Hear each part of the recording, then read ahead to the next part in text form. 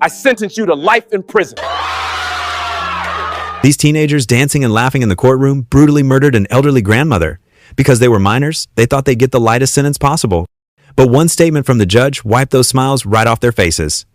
At the time, 73-year-old Linda Fricky had parked to make a phone call, but she had no idea that three 14-year-olds were slowly approaching her car door.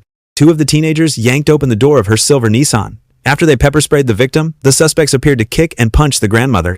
The teenagers forcibly dragged her out of the car and then drove off, but Linda's seatbelt was still wrapped around her body, so she got dragged along the road until her arm was crushed.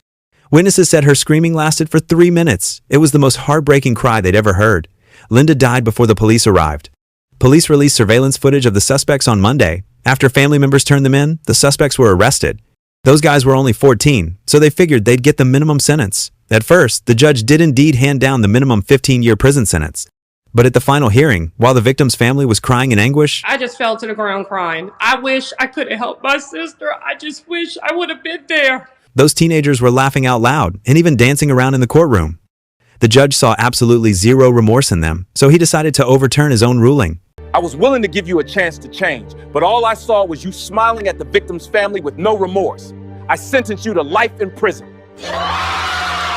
The new verdict made all those teenagers' smiles disappear completely. In the end, the 14-year-old was sentenced to life in prison, only eligible for parole after 40 years.